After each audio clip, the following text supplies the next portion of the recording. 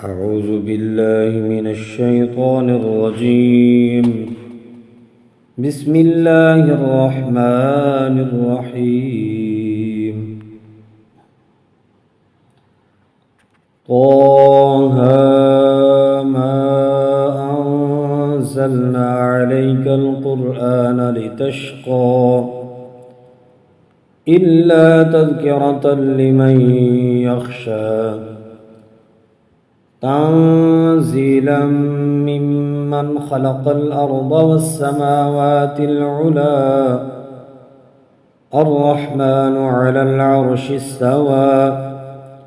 له ما في السماوات وما في الأرض وما بينهما وما تحت الثرى وإن تجهر بالقول فإنه يعلم السر وأخفى الله لا إله إلا هو له الأسماء الحسنى وهل أتاك حديث موسى إذ رأى نارا فقال لأهلهم كثوا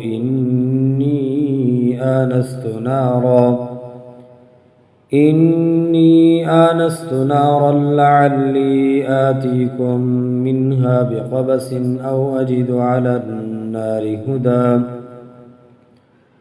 فلما أتاها نودي يا موسى إني أنا ربك فاخلع عليك إنك بالوادي المقدس طوى وأنا اخترتك فاستمع لما يوحى إنني أنا الله لا إله إلا أنا فاعبدني وأقم الصلاة لذكري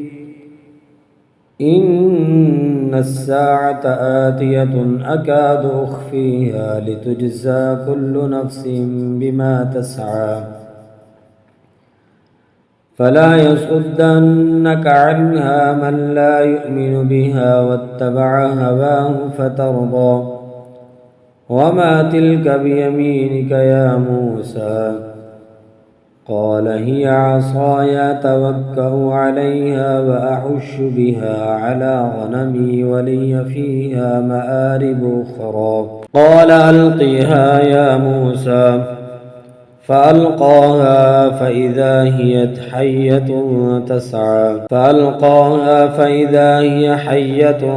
تسعى قال خذها ولا تخف سنعيدها سيرتها الأولى واضمم يدك إلى جناحك تخرج بيضاء من غير سوء آية أخرى لنريك من آياتنا الكبرى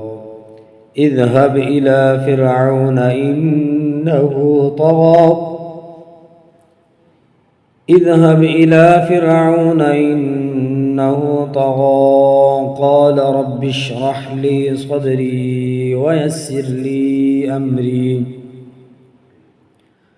واحلل عقدة من لساني يفقه قولي واجعل لي وزيرا من أهلي هارون أخي اشدد به أزري وأشركه في أمري كي نسبحك كثيرا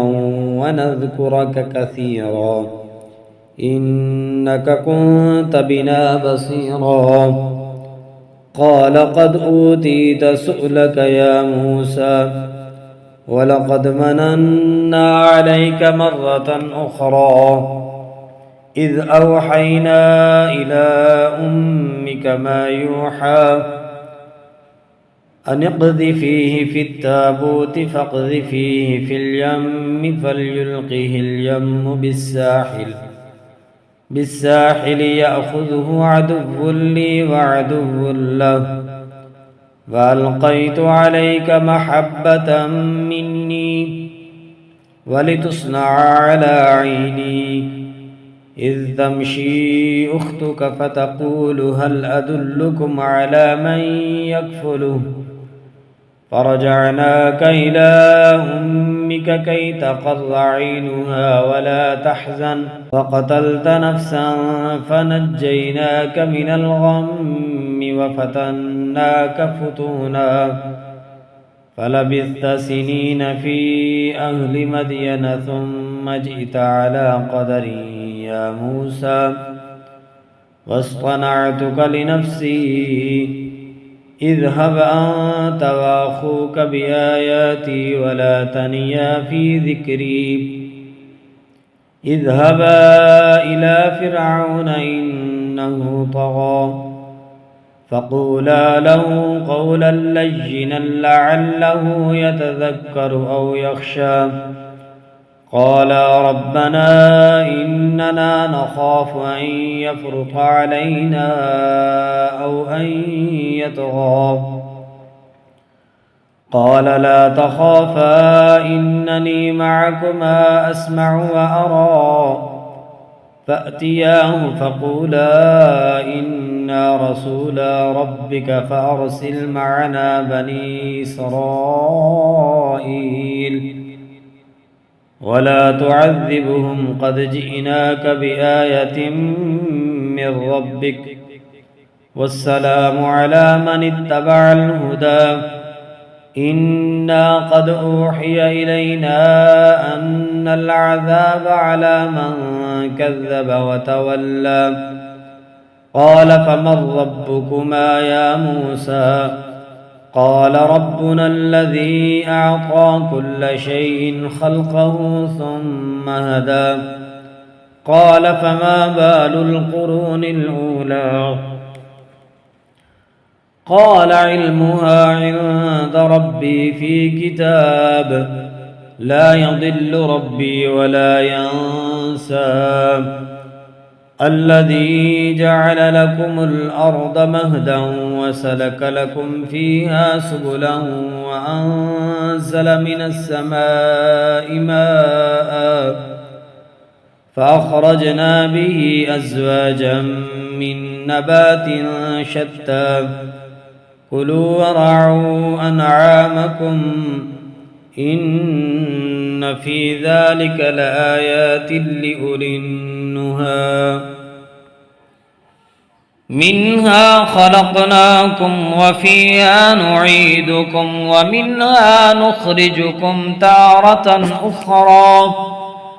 ولقد أريناه آياتنا كلها فكذب وأبى قال أجئتنا لتخرجنا من أرضنا بسحرك يا موسى فلنأتينك بسحر مثله فاجعل بيننا وبينك موعدا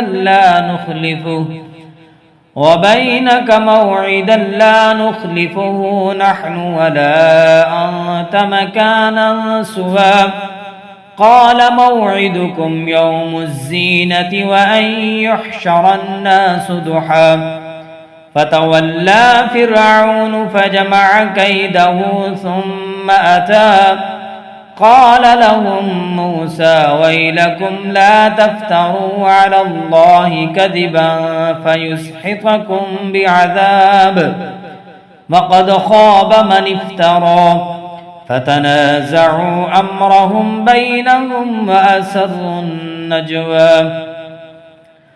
قالوا إن هذان لساحران يريدان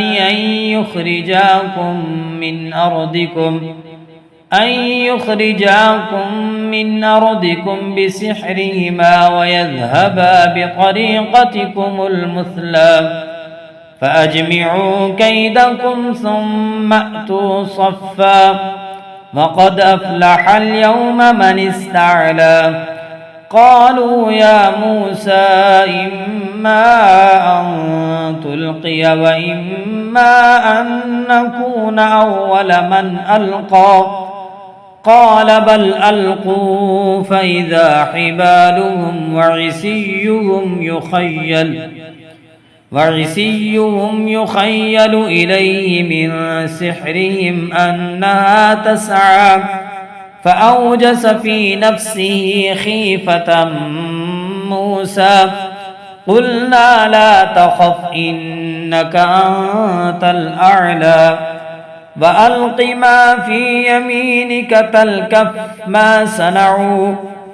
وألق ما في يمينك تلقف ما صنعوا إنما صنعوا كيد ساحر ولا يفلح الساحر حيث أتى فألقي السحرة سجدا قالوا آمنا برب هارون وموسى قال آمنتم له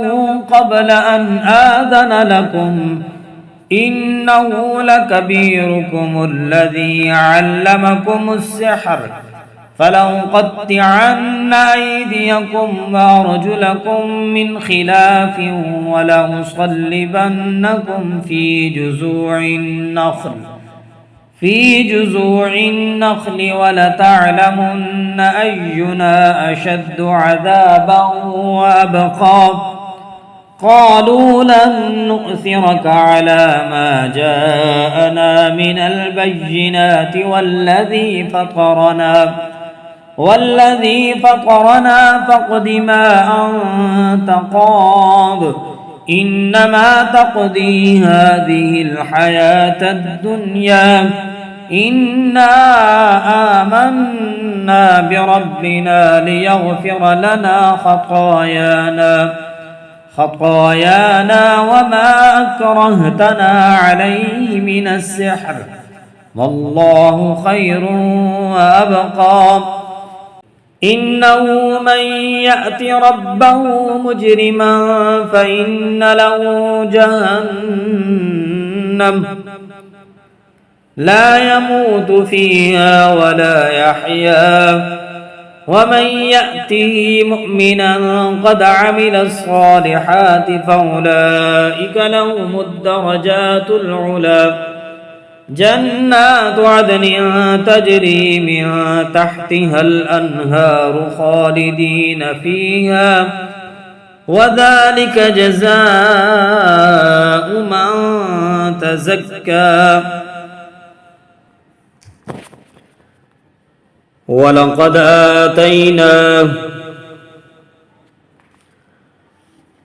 ولقد أوحينا إلى موسى أن أسر بعبادي فاضرب لهم طريقا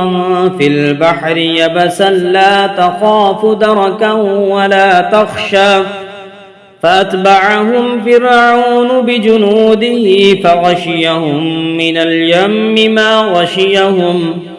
وأضل فرعون قومه وما هدى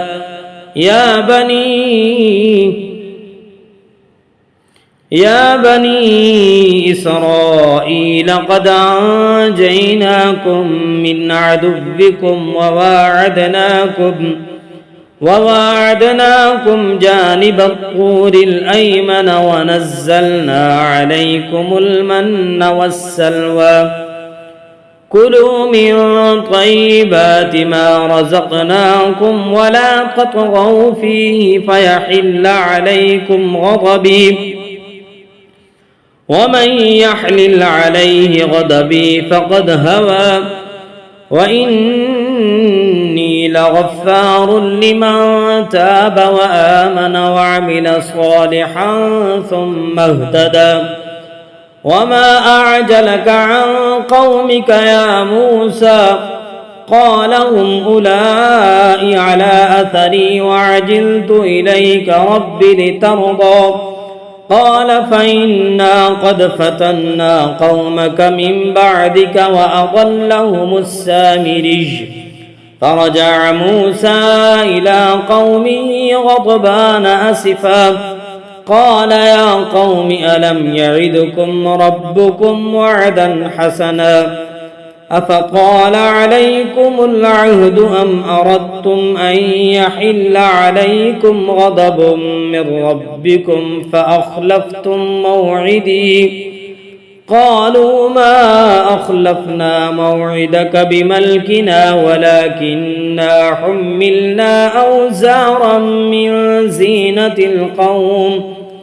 من زينة القوم فقذفناها فكذلك ألقى السامري فأخرج لهم عجلا جسدا له خوار فقالوا هذا إلهكم وإله موسى فنسي أفلا يرون ألا يرجع إليهم قولا ولا يملك لهم ضرا ولا نفعا ولقد قال لهم هارون من قبل يا قوم إنما فتنتم به وإن ربكم الرحمن فاتبعوني وأطيعوا أمري قالوا لن نبرح عليه عاكفين حتى يرجع إلينا موسى قال يا هار ما منعك إذ رأيتهم ضلوا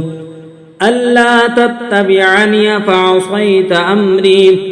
قال يا ابن أم لا تأخذ بلحيتي ولا برأسي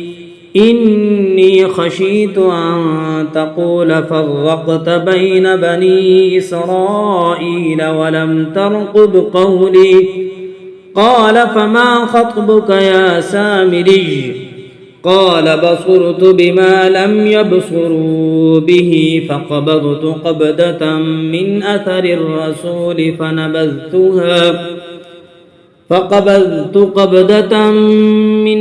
الرسول فنبذتها وكذلك سولت لي نفسي قال فاذهب فإن لك في الحياة أن تقول لا مساس وإن لك موعدا لن تخلفه وانظر إلى إلهك الذي ظلت عليه عاكفا لنحرقنه ثم لننسفنه في اليم نسفا إنما إلهكم الله الذي لا إله إلا هو وسع كل شيء علما كذلك نقص عليك من أنباء ما قد سبق وقد آتيناك من لدنا ذكرا من أعرض عنه فإنه يحمل يوم القيامة وزرا خالدين فيه وساء لهم يوم القيامة حملا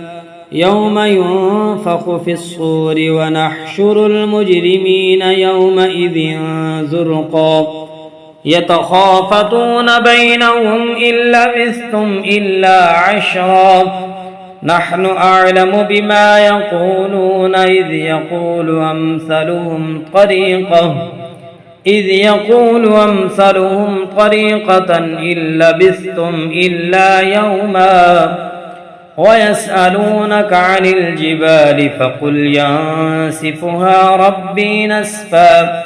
فيذرها قاعا صفصفا لا ترى فيها عوجا ولا أمتا يومئذ يتبعون الداعي لا عوج له وخشعت الأصوات للرحمن فلا تسمع إلا همسا يومئذ لا تنفع الشفاعة إلا من أذن له الرحمن ورضي له قولا يعلم ما بين أيديهم وما خلفهم ولا يحيطون به علما وعنت الوجوه للحي القيوم وقد خاب من حمل ظلما ومن يعمل من الصالحات وهو مؤمن فلا يخاف ظلما ولا هضما وكذلك أنزلناه قرآنا عربيا وصرفنا فيه من الوعيد لعلهم يتقون أو يحدث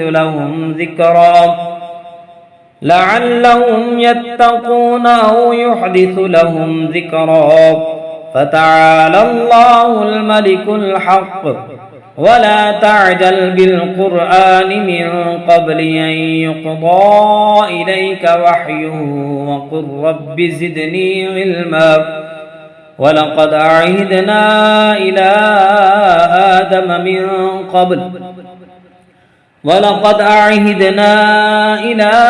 آدم من قبل فنسي ولم نجد له عزما وإذ قلنا للملائكة اسجدوا لآدم فسجدوا إلا إبليس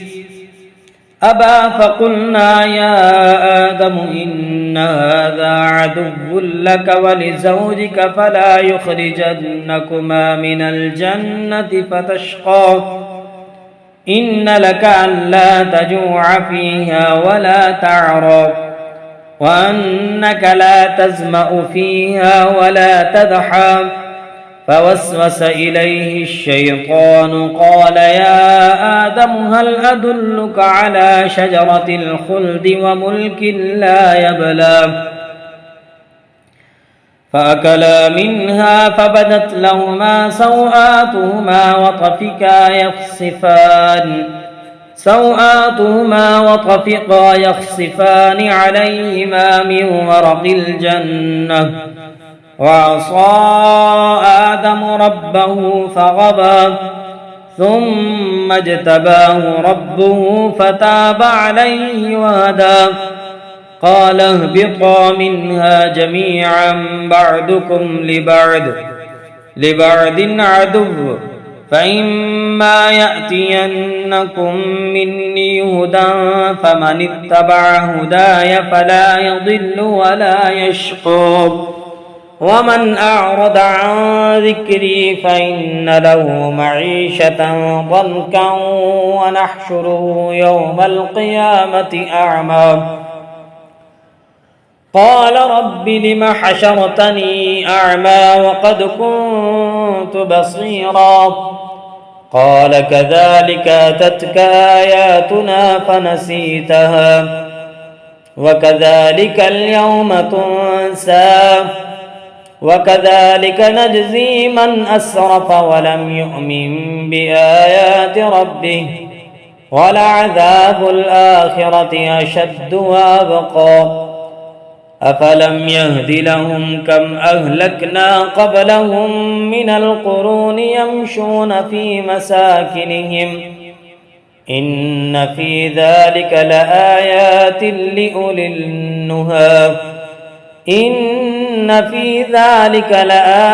لأولي النهى ولولا كلمة سبقت من ربك لكان لزاما وأجل مسمى فاصبر على ما يقولون وسبح بحمد ربك قبل طلوع الشمس وقبل غروبها ومن آناء الليل فسبح وأطراف النهار لعلك ترضى ولا تمدن عينيك إلى ما متعنا به أزواجا منهم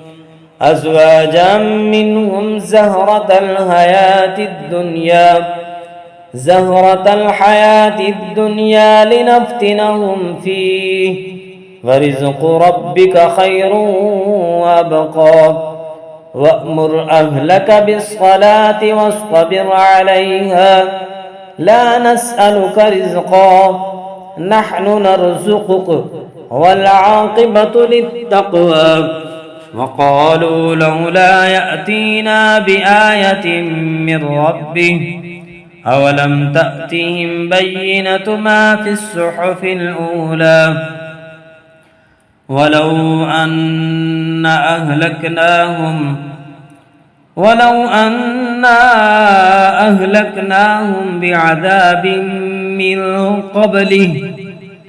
بعذاب من قبله لقالوا ربنا لولا أرسلت إلينا رسولا فنتبع آياتك من قبل أن نذل ونخزى